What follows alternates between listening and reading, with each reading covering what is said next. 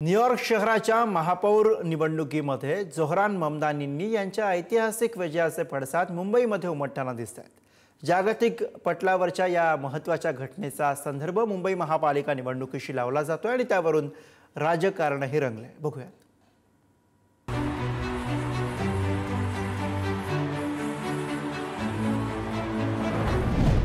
दक्षिण आशियाई वंशाचे जोहरान ममदानी हे न्यूयॉर्क शहराचे पहिले मुस्लिम महापौर ठरले। न्यूयॉर्कचे या शतकातले सर्वात तरुण महापौर म्हणून त्यांची कारकीर्द सुरू होणार आहे। जगभरात ममदानी यांची निवड चर्चेचा विषय ठरली आहे। याचे पडसाद मुंबईत महाराष्ट्रातही उमटतायत। मुंबई महापालिका निवडणूक तोंडावर असताना ममदानी यांच्या महापौर पदाचा मुद्दा राजकारणाचा ठरतोय। मुंबई भाजपा अध्यक्ष अमित साटम यांनी एक्सपोज्ड करत कोणताही खान मुंबईचा महापौर होणार नाही अशी भूमिका घेतली आहे। ज्या प्रकारे काही आंतरराष्ट्रीय शहरांचा रंग बदलतोय, काही महापौरांची आडनावं पाहिली आणि महाविकास आघाडीचा वोट जिहाद बघितला तर मुंबई संदर्भात सावध राहण्याची आवश्यकता वाटते। मुंबईवर जर कोणी खान लादण्याचा प्रयत्न केला तर सहन केला जाणार नाही। जागो मुंबईकर। अमित साटम यांनी ममदानी यांची निवड आणि लव्ह जिहादची सांगड घातली। ममदानींच्या निमित्तानं भाजपनं मुंबई महापालिका निवडणुकीत मुस्लिम महापौर पदाचा मुद्दा पुढे करत मवी यावर निशाणा साधलाय। देखिए, पिछले कुछ दिनों से उद्धव जी ठाकरे हो, राज ठाकरे हो, कांग्रेस, उनका यही कहना है कि किसी अल्पसंख्यक लोगों के साथ मिलकर मुंबई का मेयर खान बनाने का प्रयास जिस तरह से राज ठाकरे जी कर रहे हैं, उद्धव जी ठाकरे कर रहे हैं, कांग्रेस जी कर रहे हैं, हमारी मुंबईकरों से अपील है कि ऐसा न करें। मुंबई मराठी लोगों की है और यहाँ पे मराठी मेयर होना चाहिए, यही हमारा कहना है। यावरून ठाकरेंची शिवसेना आणि मनसेनं भाजपवर निशाणा साधला। महाराष्ट्रानं मुख्यमंत्रीपदी AR अंतुले पाहिले आहेत तर देशानं राष्ट्रपतीपदी APJ अब्दुल कलाम पाहिले असं सांगत भाजपा कट्टर धार्मिकतावादी असल्याची टीका केली आहे। का तुम्ही त्यांना वाटता, का तुम्ही त्यांना वाटता हा मुसलमान, हा हिंदू, हा ख्रिश्चन, हा जाती धर्मांमध्ये, पण हा ओबीसी, हा मराठा, हे कोणी आणलं? हे 2014 पासून चालू झालेलं आहे। कदाचित भारतीय जनता पक्षाला स्वतःचा इतिहास पण आठवत नसेल किंवा हे नसेल, पण अब्दुल कलाम भारताचे राष्ट्रपती भारतीय जनता पक्षाच्या काळात राष्ट्रपती झाले।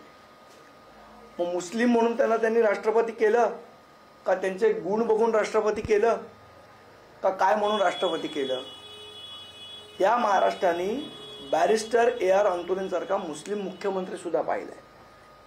मग तो मुस्लिम होता म्हणून महाराष्ट्राने त्यांना नाकारलं का त्यावेळेला? हा एक प्रश्न निर्माण होतो।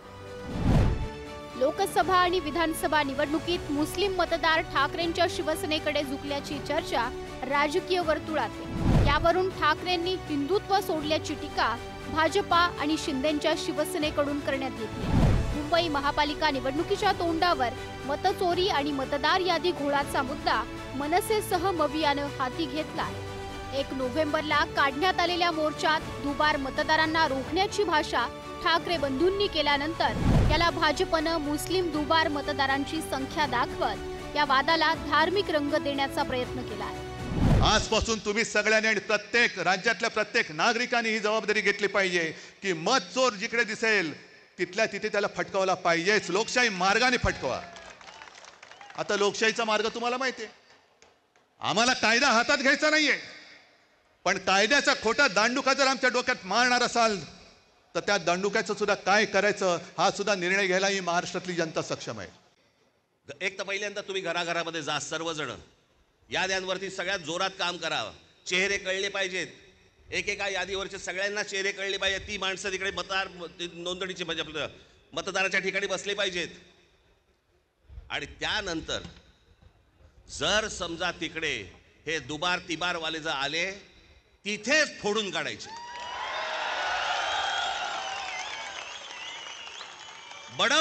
बडवायचे आणि मग पोलिसांच्या हातात द्यायचे। त्याशिवाय हे वटणीवरती येणार नाही। त्याशिवाय हा महाराष्ट्रामधला जो चाललेला कारभार आहे हा वटणीवरती येणार नाही।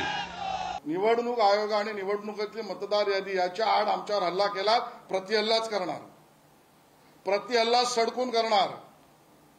मग तुम्ही जर हा प्रश्न मला विचारत असाल, निवडणूक आयोगातले अधिकारी भाजपचा असल्यासारखे वागतायत, तर माझा आरोप थेट आहे राज ठाकरेजी आणि उद्धव ठाकरेजी मुस्लिम धार्जिणे, मुस्लिम दुबार मतदारांची भूमिका तळी का उचलतायत। निवडणूक आयोगाच्या मतदार याद्यांवर मनसेसह मवियानं प्रश्न उपस्थित केले।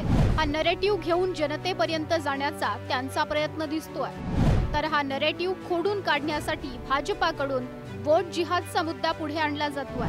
मुंबईतल्या मतदारांना या दोन मुद्द्यांपैकी कोणता मुद्दा भावणार हे निवडणुकीतच दिसेल। ब्युरो रिपोर्ट, पुढारी न्यूज, मुंबई।